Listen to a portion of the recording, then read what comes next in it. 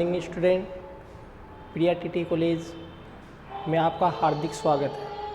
यहाँ पर chemistry classes में फर्स्ट यहाँ पर लेक्चर में यहाँ पर डी ब्लॉक एलिमेंट्स की क्या जनरल इंट्रोडक्शन हो गया था। इसके बाद में यहाँ पर बात करते हैं हम इसका डी ब्लॉक एलिमेंट का इलेक्ट्रॉन कॉन्फ़िगरेशन की बात करें। इलेक्ट्रॉन कॉन्फ़िगरेशन की बात करें तो इसमें यहाँ पर देखते हैं कि डी ब्लॉक एलिमेंट में 4 सीरीज है। First series,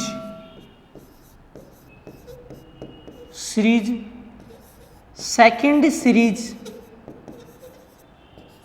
third series and आपकी है fourth series. First, second, third and fourth series.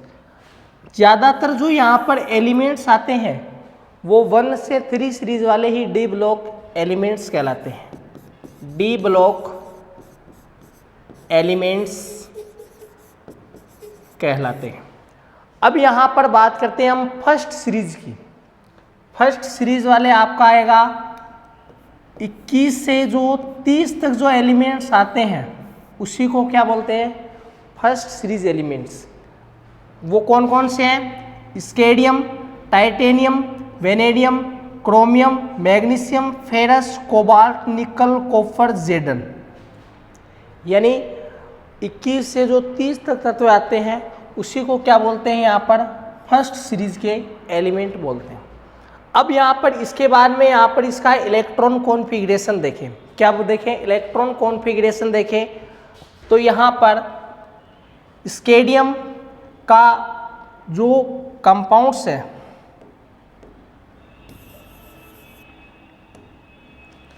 एक यहाँ पर 18 नंबर पर आएगा हाइड्रोजन, हीलियम, लिथियम,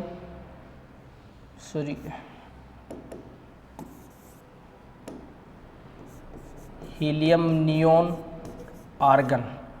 अब सभी में कंपाउंड 2, 10, 18 सभी में आर्गन कंपाउंड्स हैं।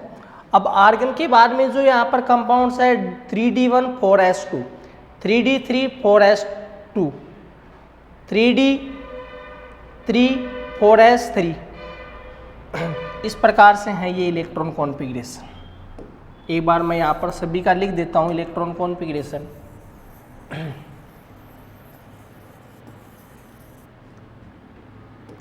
स्केडियम का आपका आएगा 3D1 4s2 और आपका आर्गन आएगा। अब आर्गन कितने नंबर पर आएगा? 18 पर। 18 और 2 20 और यहाँ पर 21 आ जाएगा। उसके बाद में स्केडियम, titanium, vanadium, chromium, manganese, ferrous, cobalt, निकल, कॉपर और आपका जेडन है। 21 तक, यानी 21 से 30 तक आ गया। इसके बाद में यहाँ पर 3D2 4s2, 3D3, 3D5, 3D5, 3D6, 3D7, 3D8 और 3D10 और यहाँ पर आपका 3D10। अब यहाँ पर डी ऑर्बिटल में टोटल 10 इलेक्ट्रॉन भरे जाते हैं। टोटल 10 इलेक्ट्रॉन भरे जा रहे हैं।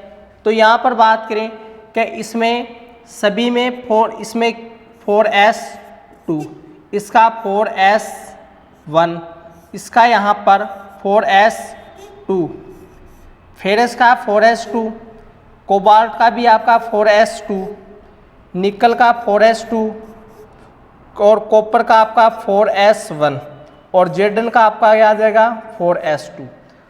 अब यहाँ पर सभी में ये कंपाउंड्स आर्गन सभी में आएगा क्योंकि ये 18 का इलेक्ट्रॉन कॉन्फ़िगरेशन है तो उसी के अकॉर्डिंग आएगा।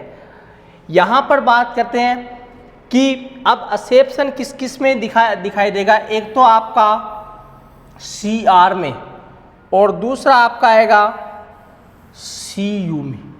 2 में एक्सेप्शन दिखेगा। किस प्रकार से? एक तो मैंने यहाँ पर Cr और दूसरा मैंने ले लिया Cu। Cr और Cu सी आर का इलेक्ट्रॉन कॉन्फ़िगरेशन कितना होना चाहिए? देखो इस सीरीज के अकॉर्डिंग तो किस प्रकार होना चाहिए कि 3d4 4s2, लेकिन आपको पता है कि जो डी ब्लॉक के एलिमेंट्स है उसमें अधिकतम 10 इलेक्ट्रॉन भरे जा सकते हैं। अब एक तो होता है कि s ऑर्बिटल में कितने इलेक्ट्रॉन है, 2 इलेक्ट्रॉन हो सकते हैं। p ऑर्बिटल में कितने इलेक्ट्रॉन हो रहे हैं, 6 इलेक्ट्रॉन अधिकतम हो सकते हैं। d ऑर्बिटल में 10 इलेक्ट्रॉन हो सकते हैं और f ऑर्बिटल में आपका 14 इलेक्ट्रॉन हो सकते हैं। ये तो आपका है फुलफिल ऑर्बिटल। अब इसमें ये स्टेबल हो सकते हैं। अब इसकी जगह एक भी है तभी भी स्टेबल है। p ऑर्बिटल में 6 की जगह 3 इलेक्ट्रॉन है तभी भी स्टेबल हो सकते हैं। d ऑर्बिटल में 10 की जगह 5 इलेक्ट्रॉन है तभी स्टेबल हो सकता है।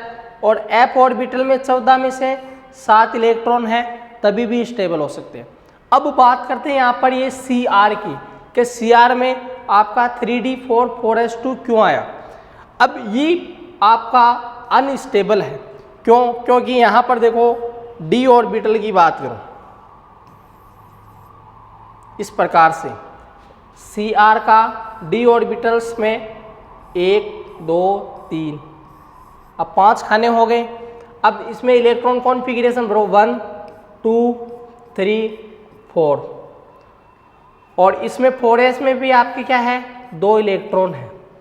ये तो क्या हो जाएगा 3d और ये आपका क्या हो जाएगा 4s। अब इसमें आपका अनपेयरिंग इलेक्ट्रॉन्स क्या है, अनकम्प्लीट है। अनपेयरिंग इलेक्ट्रॉन्स क्या है आपका, अनकम्प्लीट है। कहने का मतलब है अर्धपूरित कक्षक पूरा भरा हुआ नहीं है, पूरा भरा हुआ नहीं है, इसलिए ये कंपाउंड्स अनस्टेबल होता है, अनस्टेबल होता है। अब इसको अनस्टेबल होता है, अब इसको स्टेबल किस प्रकार से करें कि जो s ऑर्बिटल है, s ऑर्बिटल का एक इलेक्ट्रॉन इस ऑर्बिटल को देगा, देने पर s ऑर्बिटल के भी एक इलेक्ट्रॉन बच जाएगा। यानी इसका इलेक्ट्रॉन कॉन्फ़िगरेशन किस प्रकार रिप्रेजेंट होगा यहाँ पर 3d5 और 4s1। अब यहाँ पर बात देखें कि एक इलेक्ट्रॉन तो इसमें आ गया और ये इलेक्ट्रॉन यहाँ से निकल गया है, तो बच गया यहाँ पर s ऑर्बिटल में भी एक इलेक्ट्रॉन बच गया है और d ऑर्बिटल में 5 इलेक्ट्रॉन बच गए। ये रूल्स क्या बताता है यहाँ पर कि s ऑर्बिटल में या तो 2 हो सकते हैं या 1 इलेक्ट्रॉन हो सकते हैं, तो वो क्या बन जाएगा आपका स्टेबल कंपाउंड बन जाता है। या आपका d ऑर्बिटल में या तो 10 इलेक्ट्रॉन या 5 इलेक्ट्रॉन हो, तब इसमें क्या है 5 इलेक्ट्रॉन है, तो कहने का मतलब ये अर्धपूरित कक्षक है। क्या है आपका अर्धपूरित कक्षक है, और अर्धपूरित कक्षक होने के कारण स्टेबल हो सकता है। पहले तो अनस्टेबल था लेकिन अब यहाँ पर स्टेबल है। अब देखो होना तो क्या चाहिए इसका, ये इलेक्ट्रॉन कॉन्फ़िगरेशन होना चाहिए 3d4 4s2, लेकिन ये आपका गलत इलेक्ट्रॉन कॉन्फ़िगरेशन है, इसलिए ये फॉलो ज़्यादा करता है। इसी के कारण यहाँ पर Cr स्टेबल होता है। दूसरा यहाँ पर सिचुएशन देखिए कि Mn में 5 इलेक्ट्रॉन ऑर्बिटल में और s में 2 इलेक्ट्रॉन, तो ये भी क्या स्टेबल है। इसी के आधार पर फिर इसमें 6 इलेक्ट्रॉन है और यहाँ पर 4s में क्या है 2 इलेक्ट्रॉन, तो ये भी स्टेबल है। नेक्स्ट वाले में Cu की बात करें, नेक्स्ट वाले में Cu की बात करें तो Cu में आपका इलेक्ट्रॉन कॉन्फ़िगरेशन क्या है, कुछ अलग बनेगा। यहाँ पर अब Cu की देखें, देखो यहाँ पर ये Cr की तो अभी देख लिया मैंने, इसमें ये इलेक्ट्रॉन कॉन्फ़िगरेशन है। होना तो क्या चाहिए इसका 3d4 4s2, लेकिन ये इलेक्ट्रॉन कॉन्फ़िगरेशन अनस्टेबल है। अब बात करते हैं हम Cu की। Cu में होना क्या चाहिए, इसमें electron configuration 3d9 4s2, 3d9 4s2, लेकिन इसमें यहाँ पर देखें कि d ऑर्बिटल में अनपेयरिंग इलेक्ट्रॉन्स है। कहने का मतलब पूरा ऑर्बिटल भरा हुआ नहीं है, चाहिए इसको 10 इलेक्ट्रॉन, लेकिन यहाँ पर कितना भर रहा है, 9 इलेक्ट्रॉन भर रखे। और ये 4s वाला क्या है, पूरा इलेक्ट्रॉन 2 इलेक्ट्रॉन भर रखे। अब यहाँ पर बात करें कि इसमें ये वापस ये 4s वाला इलेक्ट्रॉन इस d ऑर्बिटल को दे देगा, तब इसका इलेक्ट्रॉन कॉन्फ़िगरेशन आ जाएगा 3d 10 और 4s2। ये इलेक्ट्रॉन कॉन्फ़िगरेशन सही है। तब आपका यहाँ पर ये Cu क्या हो जाएगा, स्टेबल कंपाउंड्स बन जाता है। Cu का क्या है, स्टेबल कंपाउंड्स बन जाता है। और एस ब्लॉक के एलिमेंट्स में दोनों में विचलन पाया जाता है। दोनों में, एक तो Cr में और दूसरा Cu में, दोनों में आपको विचलन पाया जाता है। और विचलन यही होता है कि इलेक्ट्रॉन का ट्रांजिशन होता है, और इसी ट्रांजिशन के कारण इस डी ब्लॉक को आप कहते हैं संक्रमण धातुएं कहते हैं।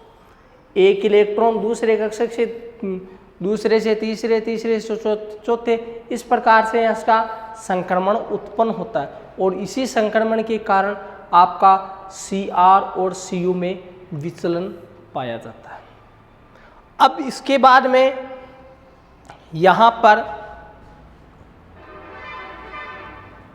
इसकी यानी ऊपर से नीचे की ओर आ रहे हैं, तब इसका d ऑर्बिटल में इलेक्ट्रॉन की संख्या बढ़ रही है। क्या है, देखो यहाँ पर d ऑर्बिटल है तो इसमें एक इलेक्ट्रॉन, उसके बाद में 2 3 यानी ऊपर से नीचे की आ रहे हो, तो यहाँ पर इलेक्ट्रॉनों की संख्या बढ़ रही है, लेकिन कोषों की संख्या नहीं बढ़ रही है। और कोषों की संख्या नहीं बढ़ेगी तब आपको पता है कि परमाणु आकार में कोई परिवर्तन नहीं होता है। परमाणु आकार में कोई परिवर्तन नहीं होता है। एक आपको चीज आती है कि यहाँ पर कोई ऊपर से नीचे की ओर आ रहा था, कोषों की संख्या बढ़ रही है, और कोषों की संख्या बढ़ने के कारण यहाँ पर परिवर्तन दिखाई देता है। कहने का मतलब प्रभावी नाभिक आवेश उसी के अकॉर्डिंग यहाँ पर परिवर्तन होता है। उसके बाद में यहाँ पर बात करते हैं सेकंड वर्ग के एलिमेंट्स की बात करें। नेक्स्ट वाला है आपका सेकंड सीरीज के एलिमेंट्स। सेकंड सीरीज के एलिमेंट में आपके आ गए हैं यहाँ पर yttrium, जर्केनियम, नाइवियम, molybdenum, टैक्सीनियम, रूथियम, rhodium, palladium, silver और आपका यहाँ पर कैडमियम। मैंने प्रथम श्रेणी के तत्वों की बात की थी, उसी के आधार पर सेकंड वर्ग के एलिमेंट्स की वही सिचुएशन आएगी कि यहाँ पर उसमें पहले में इलेक्ट्रॉन कॉन्फ़िगरेशन था आपका 3d एंड 4s, 3d और 4s था। अब इसका यहाँ पर एटॉमिक नंबर है 39 से आपका आएगा 48 तक आएगा, तो वो आपका क्या कहलाता है, आपका सेकंड सीरीज एलिमेंट्स कहलाता है। सेकंड सीरीज एलिमेंट्स कहलाता है। अब सेकंड सीरीज एलिमेंट में इसका जो जनरल इलेक्ट्रॉन कॉन्फ़िगरेशन देखा तो ये होता है इसका n-1 का होल ट्वाइज d। अब d में कितने इलेक्ट्रॉन हो सकते हैं, 1 से 10 इलेक्ट्रॉन, और यहाँ पर क्या हो जाएगा ns। n क्या है यहाँ पर, ऑर्बिटल्स है। अब यहाँ पर बात करें कि फर्स्ट सीरीज की बात करें, मैं एक बार हिंट बता देता हूँ। फर्स्ट सीरीज में ये इलेक्ट्रॉन कॉन्फ़िगरेशन था कि ns में क्या था यहाँ पर 4s। अब 4 में से एक इलेक्ट्रॉन कम करो तो यहाँ पर क्या हो जाएगा 3, तो यहाँ पर क्या बन जाएगा 3 इसमें यहाँ पर n की वैल्यूज यहाँ पर पुटअप करेंगे तो यहाँ पर n की वैल्यूज कितनी आएगी, यहाँ पर 4 है, तो 4 - 1 का होल ट्वाइज d। अब d में कितने, 1 से 10 इलेक्ट्रॉन्स बढ़े जा सकते हैं। अब 1 से 10 इलेक्ट्रॉन बढ़े जाएंगे तो यहाँ पर ये इलेक्ट्रॉन कॉन्फ़िगरेशन आएगा 3d1 1 से आपका 10 तक, और इसमें क्या है 2 इलेक्ट्रॉन्स ऐड है। 2 इलेक्ट्रॉन ऐड है। अब इसी प्रकार आप सेकेंड सीरीज की बात करते हैं, सेकेंड सीरीज में भी वही फॉलो होगा। इसमें सेकेंड सीरीज में भी वही रूल्स लगेगा कि n-1 d ns, ये रूल्स ही लगेगा इसमें कि n-1 d 1-10, यहाँ पर बन जाएगा आपका ns। अब इसमें उसमें तो क्या था 3d 4s, अब इसमें क्या आ जाएगा, इसमें पूरे आउटर की बात करें तो यहाँ पर क्या हो जाएगा 3d 4s। नेक्स्ट वाले में यहाँ पर क्या आ जाएगा 4d और 5s। उसके बाद में यहाँ पर सेकेंड, यानी ये सेकेंड एलिमेंट्स है। सेकेंड एलिमेंट्स में n-1 d ऑर्बिटल्स में एक टोटल 10 इलेक्ट्रॉन्स भरे जा सकते हैं। तो यहाँ पर ns ऑर्बिटल्स पूरा फील्ड ऑर्बिटल है। अब इसके अकॉर्डिंग यहाँ पर एक तो आपका मोलिब्डेनम, इसमें एक्सेप्शन देखने को मिलेगा, और दूसरा यहाँ पर Ag में एक्सेप्शन देखने को मिलता है। Ag और मोलिब्डेनम में आपको विचलन पाया जाता है। विचलन का मतलब है, मैंने अभी भी बताया आपको, एक तो Cr का और दूसरा Cu का, उसी के अकॉर्डिंग यहाँ पर मोलिब्डेनम और दूसरा Ag में विचलन पाया जाता है। अब इसका इलेक्ट्रॉन कॉन्फ़िगरेशन जनरल देखें तो जनरल ये बनेगा कि n-1, यहाँ पर n यहाँ पर ऑर्बिटल्स की संख्या है, तो यहाँ पर 1 से 10 इलेक्ट्रॉन भरे जा सकते हैं, और इसमें d ऑर्बिटल में भरे जाएंगे, और यहाँ पर ns ऑर्बिटल्स पूरा फील्ड भरा जाएगा। जो लास्ट वाले जो 3 कंपाउंड्स हैं, पैलेडियम, सिल्वर और कैडमियम, इसका ऑर्बिटल पूरा भरा हुआ रहेगा। इसका इलेक्ट्रॉन कॉन्फ़िगरेशन ये रहेगा कि 4d 10 5s 0, 4d 10 5s 1 और 4d 10 5s 2। अब इसी के आधार पर यहाँ पर इस CD की बात करें तो CD में इलेक्ट्रॉन कॉन्फ़िगरेशन ये भरा जाएगा, और इसी के कारण यहाँ पर ये संक्रमण धात्वें नहीं मानते हैं। इसी के कारण ये कंपाउंड संक्रमण धात्वें नहीं मानते। यहाँ तक समझ में आया, क्योंकि यहाँ पर 39 से यहाँ पर 48 तक जो कंपाउंड्स ऐड होता है, पहले वाले संक्रमण तत्वों के अकॉर्डिंग ही आएंगे। उसके बाद में यहाँ पर नेक्स्ट तीसरा यहाँ पर है आपका third series elements. Third series element में कौन कौन से कंपाउंड्स आएंगे आपको, लैंथेनम, लेड,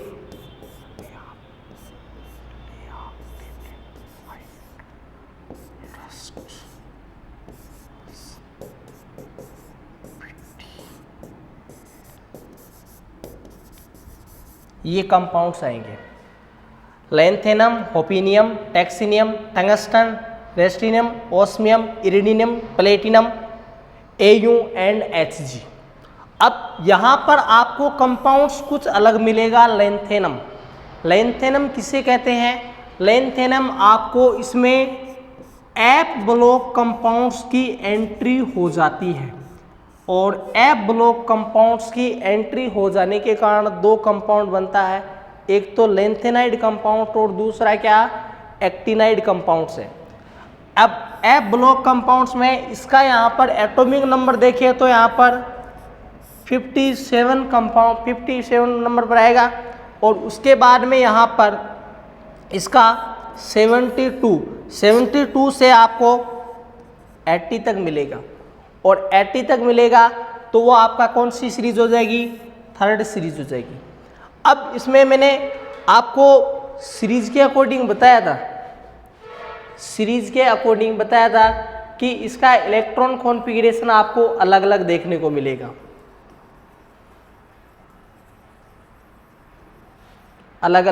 मिलेगा। यहाँ पर इसका फॉर्मूला, जनरल फॉर्मूला तो यही रहेगा, लेकिन यहाँ पर इसमें फर्स्ट सीरीज में आपका रहेगा कि 3d 4s, सेकेंड सीरीज में आपका रहेगा 4d 5s और थर्ड सीरीज में आपका रहेगा आपका 5d और 6s ऑर्बिटल, 5d और 6s ऑर्बिटल। अब इसमें बात करेंगे, इसमें तो 1 से 10 इलेक्ट्रॉन्स भरे जा सकते हैं और इसमें आपका 2 इलेक्ट्रॉन भरे जा सकते हैं। केवल और केवल ये रूल्स ध्यान में रखना कि n यहाँ पर कोषों की संख्या है, n क्या है यहाँ पर कोषों की संख्या है। अब यहाँ से 1 इलेक्ट्रॉन्स कम कर दें, यहाँ पर 1 इलेक्ट्रॉन्स कम करने के बाद में यहाँ पर जो कंपाउंड्स बनेगा यानी n-1, तो यहाँ पर इसकी वैल्यूज यहाँ पर मान लो कि यहाँ पर 6 है, तो इसकी देखो यहाँ पर 6s आ गया, 6s आ गया। अब यहाँ पर इसकी कोष्टक में यहाँ पर 6-1 है, तो यहाँ पर कितना आ जाएगा, टोटल 5 है, तो यहाँ पर क्या बन जाएगा 5d आ जाएगा। 5d ऑर्बिटल्स इसमें भाग लेगा। इसमें भी वही कोषों की संख्या बढ़ेगी कि यहाँ पर मान लो गए 5d 1 से आपको 10 तक लिखे मिलेगी 5d 10 और यहाँ पर 6s2 आपको पूरा भरा हुआ मिलेगा। यानी 1-2 कंपाउंड्स में आपको वेकेंट मिल सकता है, यानी इसमें एक तो इसमें टंगस्टन में मिलेगा और दूसरा आपको मिलेगा Au में मिलेगा। अब लास्ट वाले में जो Hg में कंपाउंड्स है, Hg में है, Hg में पूरा भरा हुआ कक्षा मिलेगा। कहने का मतलब 5d 6s2, 5d 10 6s2, इसलिए इसको Hg को संक्रमण धातु नहीं मानते। अब ये चीज़ें आपके पूरे इलेक्ट्रॉन कॉन्फ़िगरेशन समझ में आ गया कि ये रूल्स फॉलो होगा और ये रूल्स फॉलो होगा तभी आपका संक्रमण धातु इसी के आधार पर डिपेंड करेगा।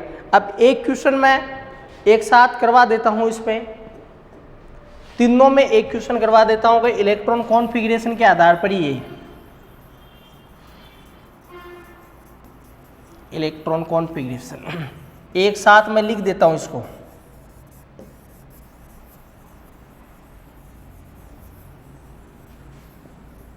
उसी के बाद में आपका इलेक्ट्रॉन कॉन्फ़िगरेशन पूरा हो जाएगा।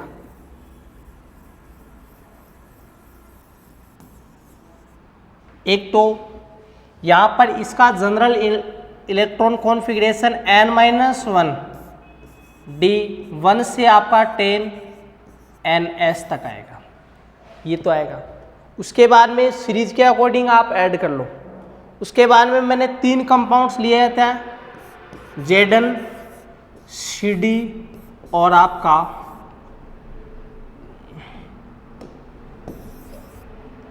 Zn, Cd और Hg। अब इसका जो इलेक्ट्रॉन कॉन्फ़िगरेशन है वो पूरा भरा हुआ होता है। करने का मतलब ये रूल्स पूरा फॉलो होगा। इसका इलेक्ट्रॉन कॉन्फ़िगरेशन देखें तो आपका Zn कितने नंबर पर आएगा, आपका 30 नंबर पर आएगा, Cd 48 पर और Hg आपका 80 पर आएगा। तीनों यही कंपाउंड्स है। इसका यहाँ पर इलेक्ट्रॉन कॉन्फ़िगरेशन आपका रहेगा 3d10 4s2 बन गया। नेक्स्ट वाले में आपका Cd की बात करें तो इसमें 4d10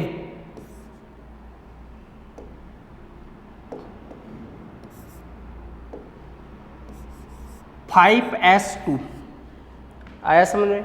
और उसके बाद में Hg की बात करें तो Hg में 5d 10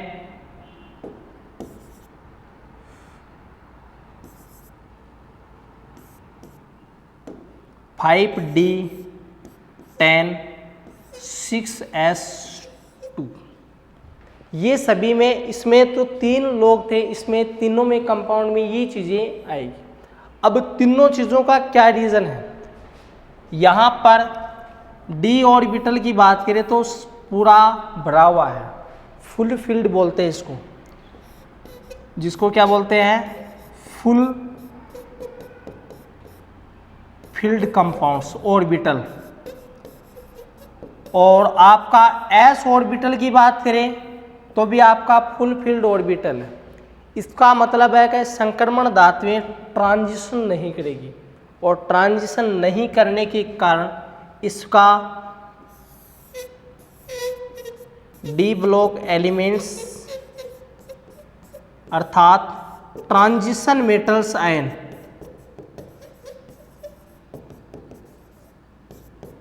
में नहीं ऐड करते हैं। इसी के कारण और इसी के साथ में आपका इलेक्ट्रॉन कॉन्फ़िगरेशन पूरा होता है। नेक्स्ट आप इलेक्ट्रॉन कॉन्फ़िगरेशन के बारे में नेक्स्ट टॉपिक अपन देखेंगे डी ब्लॉक एलिमेंट का ऑक्सीकरण अवस्था, यानी ऑक्सीडेशन स्टेट किस प्रकार से रिप्रेजेंट होती है। ऑक्सीडेशन स्टेट मैंने आपको फर्स्ट क्लास में बताया था कि ऑक्सीडेशन स्टेट इसकी परिवर्तनशील ऑक्सीकरण अवस्था पाई जाती है और परिवर्तनशील ऑक्सीकरण अवस्था का मतलब है एक से अधिक पाई जाती है। और तो नेक्स्ट क्लास में आप मिलेंगे।